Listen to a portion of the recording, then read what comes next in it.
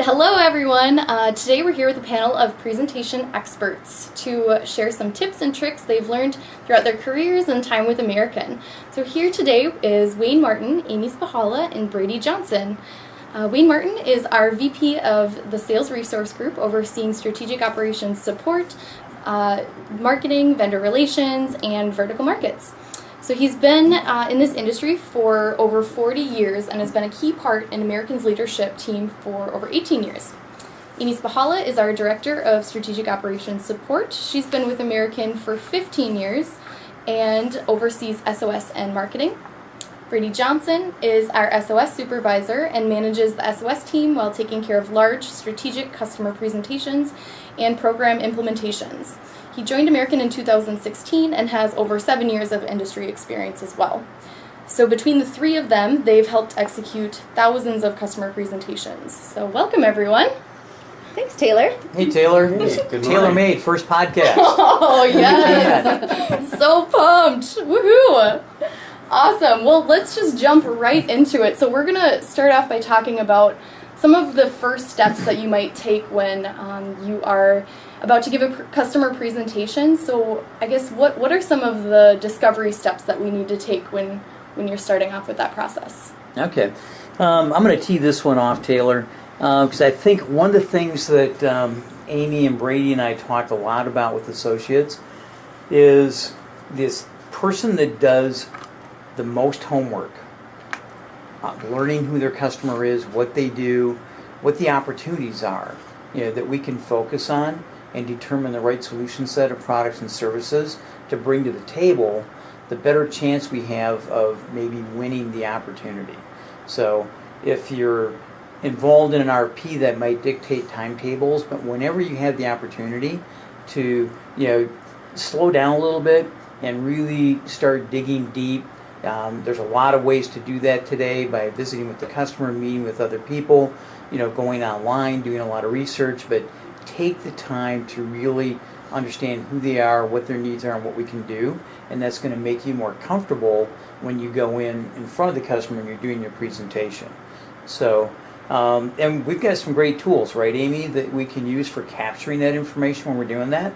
Yes, Wayne, we do have wonderful tools for capturing that information. Our core SOS online profile is an excellent tool, and even if you're still in the sales process, just gather as much information as you can and start loading that into core so that you don't have to try to dig up your notes later on. Just start feeding that into core so that that document continues to grow. And that's just an excellent tool so that everybody can stay on the same page. It's transparent to you and also is available to all the key departments here at American. Nice. Awesome. So what are some things that you can do that helps you prepare the day of or maybe the days leading up to really get ready for that presentation? Yeah, I think going off of what Wayne kind of talked about before is getting to know the customer obviously really well. And I think part of that too is even leveraging the sales associate if they have kind of more personal relationship. Don't let that personal relationship just be between the sales associate and the customer. You can kind of get some of that information so you kind of feel part of that as well. But beyond that, I think just making sure you're preparing, if you're doing a presentation with a PowerPoint, kind of send that back and forth, make sure it's tailored perfectly to that customer. And then as well, getting a feel for the room. I think that's really important as far as what technology is going to be there, the layout of the room, who's going to be there, how many people.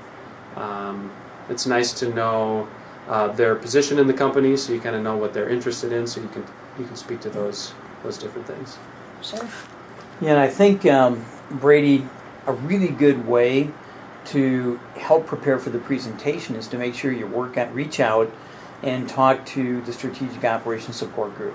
We've got a bunch of really good people in that group that Amy and Brady oversee that have worked with thousands of associates and thousands of different presentations, and so you have a chance to tap into that knowledge and all the tools, the RP databases, presentations that they've done for other people, and really pull from that and tailor the exact presentation that you want for your customer opportunity. And then, like Brady said, practice, practice, practice. I mean, getting comfortable with your slides, getting comfortable with your materials. When you're working with SOS, you're probably going to be tag teaming on a presentation, so knowing who's going to talk about what, and you're going to be building an agenda that lets you position what you're going to talk about when you get in front of that customer, making sure that the agenda that you come up with is the agenda the customer wants. So share it with them, get their feedback, make sure you're addressing all the areas that they want to, and then you're getting comfortable with the presentation you have to make the next day. Brady talked about the room. That's a big one for me, guys. I mean, everybody gets nervous. We still get nervous every time we go in on a presentation. Every single time. You're kind of anxious until you get rolling. But it's more nerve-wracking when you don't know what you're walking into.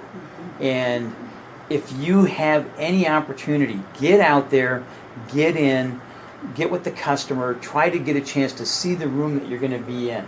So you get a feel for the room, how you're going to set the room up, where you're going to position yourself, the technology that you're using, and plug into that technology. If you're going to plug into a projector, you're going to plug into a flat screen. If you need to get on Wi-Fi, make sure you know how it works and if it'll work, so that if it doesn't, you know what your backup plans are, right, guys? Yeah. Exactly. Yes. Just the other week, I went into a presentation and I asked those questions ahead of time and asked, can we get in early? How much time will we have once we're there? Do you have a monitor? Do you have a projector? Do you have Wi-Fi? And just kind of asking those preliminary questions. And I found out they did not have a working projector. Well, that would have been very difficult to get into that meeting, not have a working projector, and try to demo ACEs by everybody sitting around my laptop. That would have been super awkward. So just asking all those questions ahead of time. And we actually have a checklist, too, of pre-presentation. It's a pre-presentation questionnaire. So feel free to reach out to SOS at American Bus and we can get a copy of that. But just going back to the comment on the time frame, being able to get in that room early so you're not chewing up the time frame with the setup, and also finding out, do we have an hour? Do we have an hour and a half? And then coordinating that presentation around that time frame so that you're respectful of people's time and so that you don't miss out on sharing important things as people are leaving and moving to other meetings. Yeah, actually, that reminds me of a presentation that we did probably about a year ago for a company called Marco. And we were asked to come in and talk about promotional products. They did not want us talking about wearable products. That was going to come later. But we decided when we go in, and this is another key thing, we always like to show kind of the full meal deal, everything that American has to offer. Every presentation we do typically includes ACEs, and we're going to want to get into that presentation and show landing pages that shows all of our capabilities. And we'll make sure that we don't go overboard on the stuff they don't want us to, but you can still get it in front of them and let them direct you. In the case of Marco, we ended up picking clothing, and we actually decorated it with their name. And I think we had 4 different people in that presentation. Sales rep went in the day before, scoped it out, had pictures for us, or actually a couple weeks before, so that then we met, the presenting team met, and we looked at the pictures of the room. We decided who's going to be where.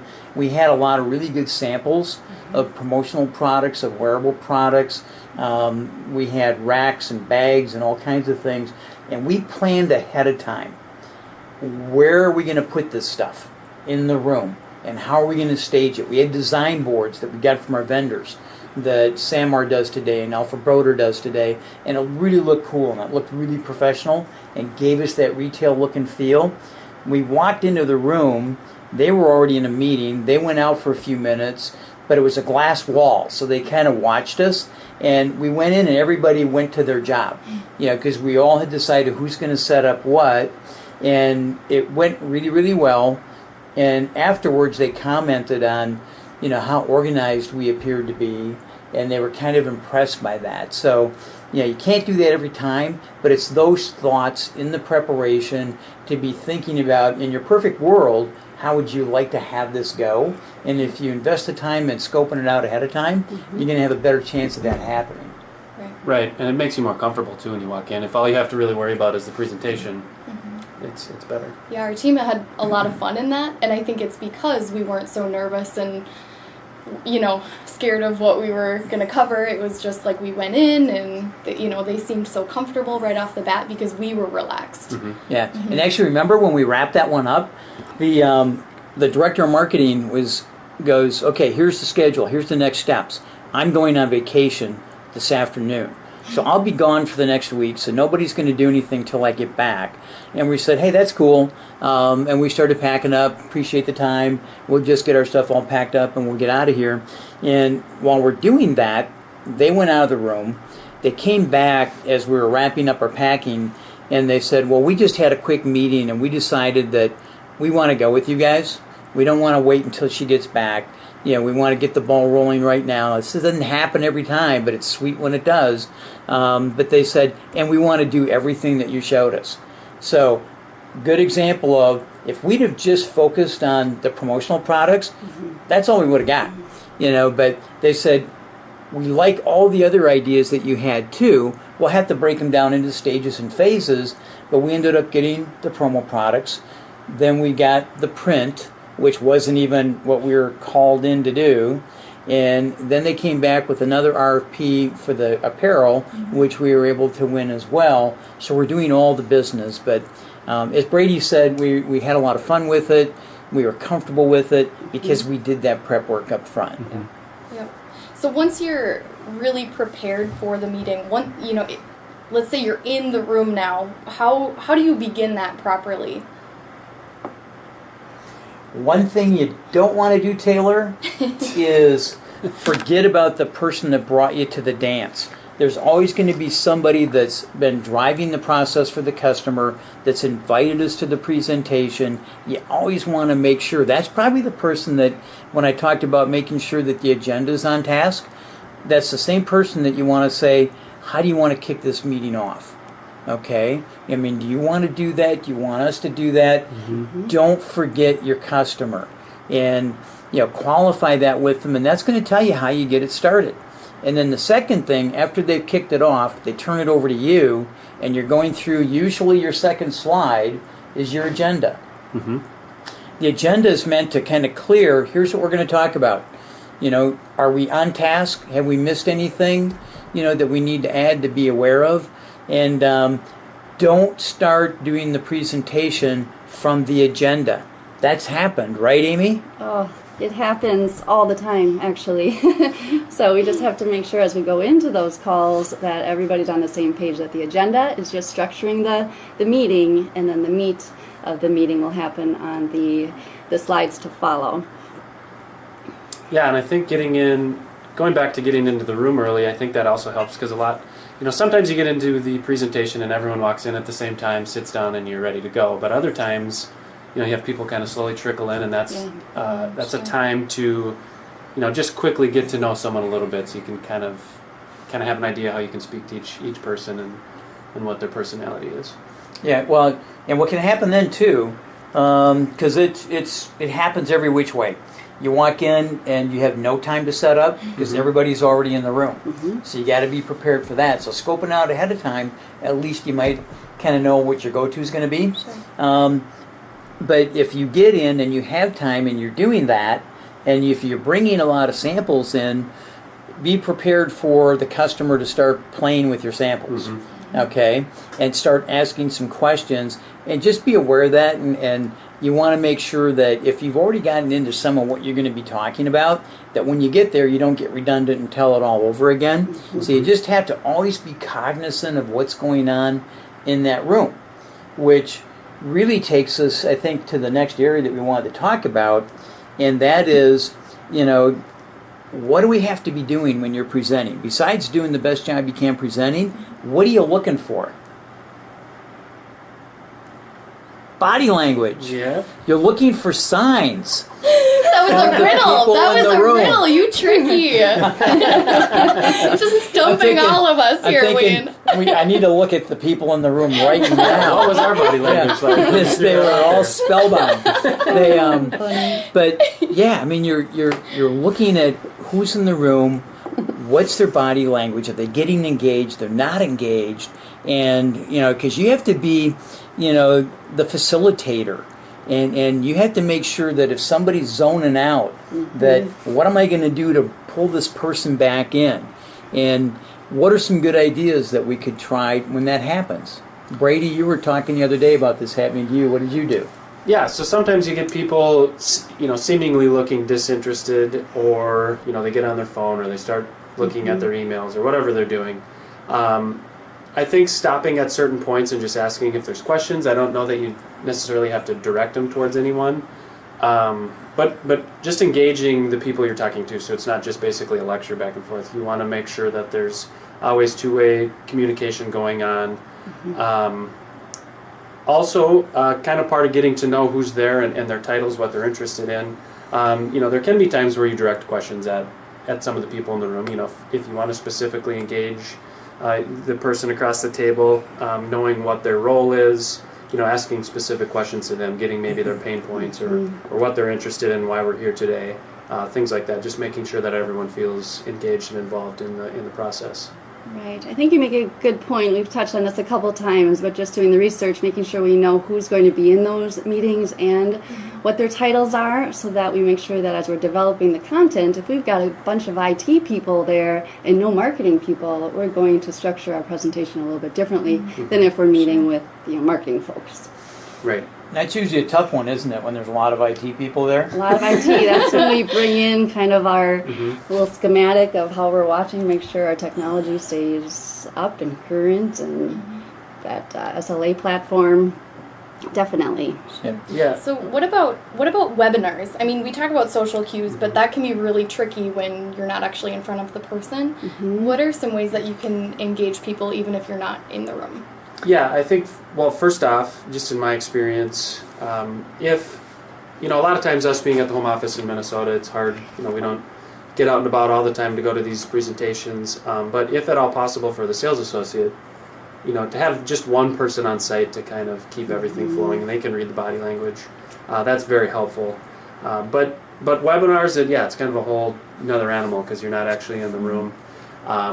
I think you have to be conscious of moving it along as much as possible. You don't want any of that, downtime, dead air when no one knows what to say. So you kind of have to be the facilitator and not in the room. So it is difficult. It is a challenge, but over time, I think you get used to it. You kind of know how to jump into the next thing, and that all goes back to that preparation.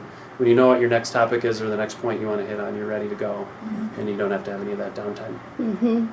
Yeah, and that agenda is very clearly part of, for webinars too, just making sure as we're setting up these calls that we're actually covering what the customer wants to make sure we're covering. So as long as we've got a real clear-cut agenda, focused meeting, usually we do get a better response even on webinars. Yeah, and actually one of the things that we like to do, even if we're doing a quick meet and greet via webinar, is to maybe put a slide deck together that's 3-4 slides, so that you've still got that introductory slide. Okay, your agenda slide's going to have the introduction, so it lets you kind of clear, who's on the call today, what are we going to be talking about. You have an overview of American, and then a couple of other slides that kind of give you some structure for the meeting, instead of just jumping on a phone and nobody's looking at anything, nobody's driving anything as far as a presentation. Even if it's some of those early on first meetings, because it keeps us more on point for that meeting, for that webinar, and it also looks a lot more professional when you have something that we're doing, and then it's kind of fun to see where it goes from there. But webinars to me are almost more challenging, guys, because if you're not there with the customer, I mean, when you really need to be, as much as possible, you need to be with the customer when you're on the phone with us back at the home office, because then you can read the customer, you can facilitate, direct it, shut us down, do whatever we need to do. What we're trying to do from this end, which is really hard, is try to get a feel for what's going on the other side of the phone, just by really listening hard. And if you and we make our own lists, who's in the call, and so that ideally we know who they are, what they do, and if we're not hearing them engage and participate, the same rules apply. Try and direct some questions at them, get them going a little bit. Like I said, it's a lot more challenging on a webinar, but that's what you need to do. We do a lot of those today just because of the technology and logistics, but the same rules really apply. Obviously, we're probably not bringing a lot of food in because you can't do that if you're not there. You could do it if you're there. That's one of the things we had talked about earlier was, sometimes some reps are really good about, depending upon what time the meeting is, you're bringing in some treats, you're bringing in some lunch. Lunch, pizza, things like that are always good for getting people together. And then what are you going to wear when you go in for this presentation? We like to wear some kind of American gear. And a lot of times we'll wear the same thing. We might have a Cutter and Buck quarter zip or an Alpha Broder Under Armour piece or something like that. Don't forget about being that human model that we talked about. So if you're going to do that and you're doing American wear and you are kind of the American human model, make sure you're picking out some cool looking clothing that looks really good and it demonstrates some really great decorating techniques. I mean, go loud, go proud, like we did at the Vegas conference that we just had, where we had American all down the sleeve. We had roll the boat on the back, because you're advertising yourself and your company. And if you're trying to get them to think about stepping outside their comfort zone and embracing some new decorating techniques, you should be showing those decorating techniques on what you're wearing when you go in there, right? Right. Yes, Yeah. exactly. So when you're talking about being that human model, do you have the American logo on, or do you actually put the customer's logo on that piece of clothing? How do you feel about that? That's a good question, because we recently just started doing that. And Taylor was actually a part of that. That's why that was a setup on that question, I think. Wait, you're ruining all my secrets. When we did the Marco one, we weren't even supposed to be talking about that gear, right? The apparel product. So we thought, what do we got to lose? And they actually had fun. When we were checking in, remember? We come in, we get to the front desk, and we tell them we got a meeting with so-and-so, and they're kind of looking at us, and then they go up and say, hey, we got 4 people downstairs that are all from Marco. They're wearing Marco gear. I've never seen them before. I don't know who they are, but they say they got a meeting with you. And so when we got up there, they were all kind of laughing about it.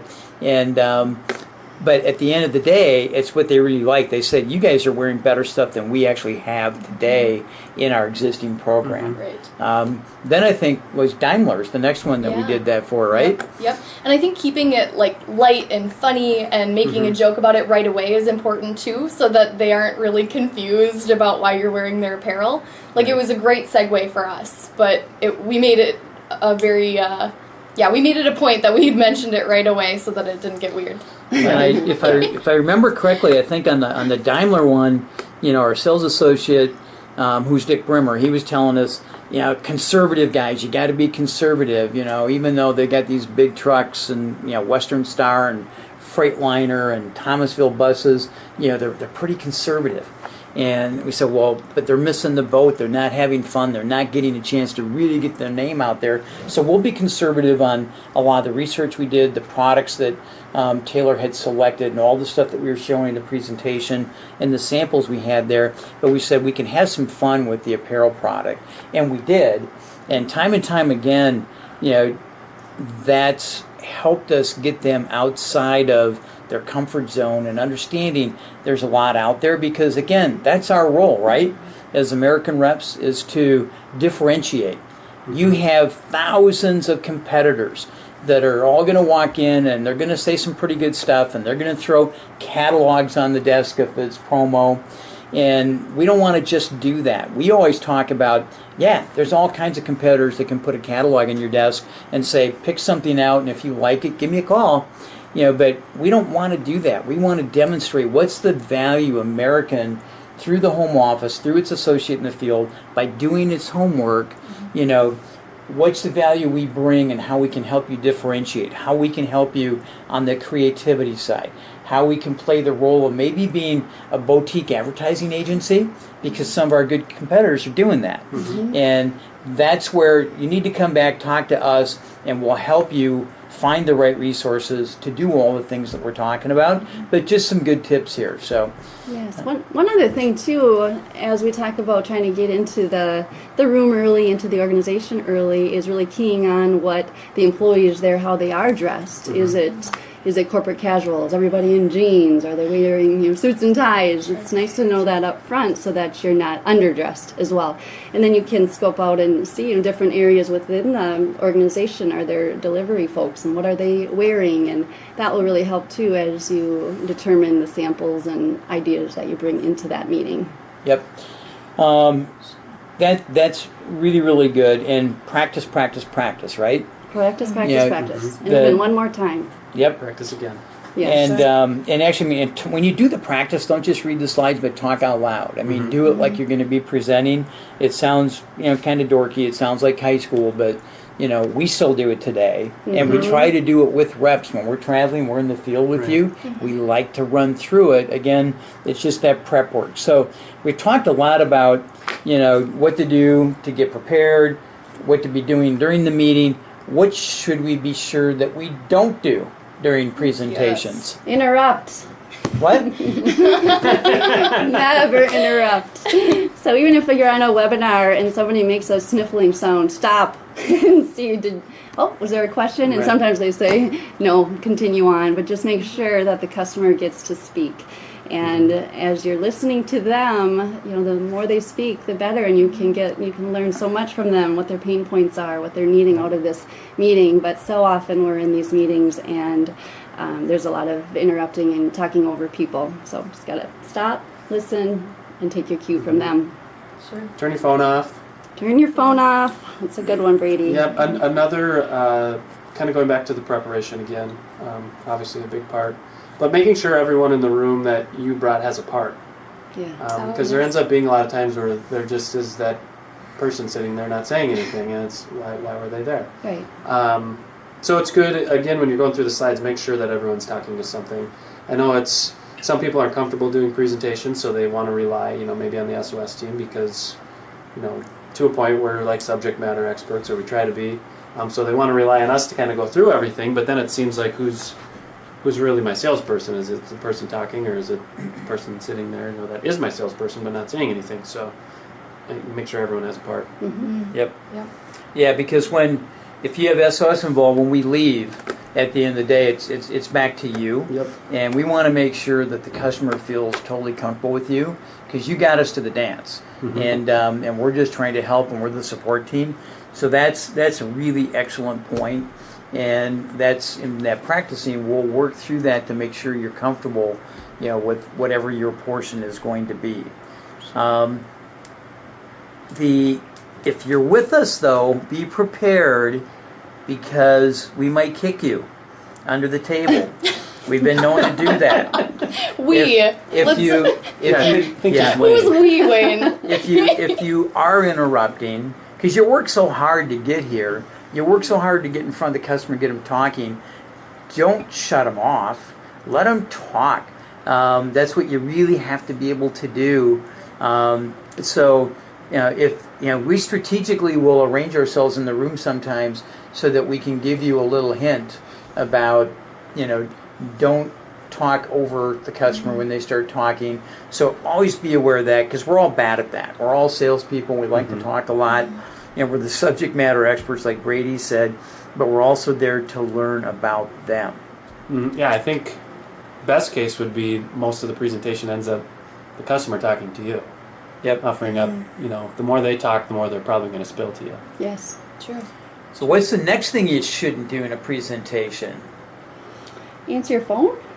Now, Brady covered that. He took your phone away from you, Amy. Don't read your bullets and face the wall. Bingo. Oh, that was it. Right there. Oh. Okay, Yes. so what's bad about that? Well, see, the presentation is there to help structure the meeting, but it isn't there so that you can read the bullets. You want to engage with the customer as much as possible, face them, have those bullets as a reference, but then talk to the customer so that it's more natural. Sure. So, kind of segueing into our own close here, let's talk about how you can make a good close. Yeah, I think for sure one of the biggest things is leaving time for a close. A lot of times, I think another piece of the preparation is knowing exactly how much time you have. Sometimes they say an hour, but they have the ability to go an hour and a half if you need to. But if you know you only have an hour, make sure that you leave 10 minutes at the end to cover everything. Mm-hmm. You don't want to be cut off at the end and then not know next steps, not get a little feedback from the customer, things like that. Exactly. Yes, and this has happened on presentations I've been on where key decision makers have had to leave the room because they have a hard stop at 3 o'clock. They're leaving, and then you haven't gotten to touch base with them on what the next steps, where we go from here, what they thought of the presentation, what did we miss, what do we need to send them as a follow-up. So just going back, and we've kind of drilled this into this podcast quite a bit, but the agenda and staying true to that time frame so that you have that time at the end of the meeting to make sure everything was covered, answer any questions, provide follow-up. And one really good way to make sure that you stay on time is to be listening to everybody in the room, not just the customer, but the other presenters, because what we do a lot is we get redundant. Amy just said something on this slide, and then I go and basically repeat it. And I've sometimes seen where that happens 2 or 3 times on a point before we move on. So always watch for that, because the customer's going to be looking at you like, what are you guys doing? We already heard about that. And so that takes away from that time. Right. So that's why you don't put slides out there that look like a book. You put bullet points out there that allow you to take a quick look at it, and it jogs your memory. You move on to the next point. Mm-hmm. And we're not reading the presentation. It lets you move quickly through what you have. We didn't really talk about e-commerce here, except that I mentioned we have it in every presentation. But that's part of your setup. That's part of making sure you got your technology ready to go. We really wrap everything around our technology. We've got some of the best technology out there. We like to go live. We like to show everybody, prominent customers within their space. If it's healthcare, if it's franchises, if it's manufacturing, who are other customers that we have? And by having SOS involved, they're going to go in and they're going to show you those live sites so that the customers get to see, credibility. You are doing this. We're not just blowing smoke. Mm-hmm. We've got some really good names of companies that are recognizable that we're working with, and they get to see how did other customers choose to solve these issues and problems that they have. So you float all the way through now. Usually you've got that demo somewhere in the middle because you set up for it. Then you wrap it up and talk about how do we do all that and how do we implement. And but you're saving that time, like Brady said at the end, for some questions and answers and the next steps. And if you've done your homework well, you should have a pretty good idea of what you'd like to get for the next step. And it doesn't have to be huge. Mm-hmm. I mean, to me, a next step oftentimes is we get another meeting. Mm-hmm. We talk about where do we go from here, and it doesn't have to be they signed on the bottom line, I got the whole deal, but we're making forward progress. But allow for that time so that you don't run out, so that you can have those discussions, and maybe think about a couple key things that you want to build in to ask them to start the question and answers. Because a lot of times we'll go to that last slide and it goes, okay, next steps, questions, and then it's dead silence. Mm-hmm. What do you do? So again, you're facilitating. So if you've got a couple things that you want to think about throwing out there to get the conversation going, right. So if you hit that dead silence, then you're not going to be surprised. Nice. I like it. Well, awesome. Well, that is a great place for us to end. So thank you for listening, and thanks to our awesome panelists today. If you have any questions, feel free to leave us a comment or contact us directly, and we'll be happy to address that after this podcast. So thank you, everyone.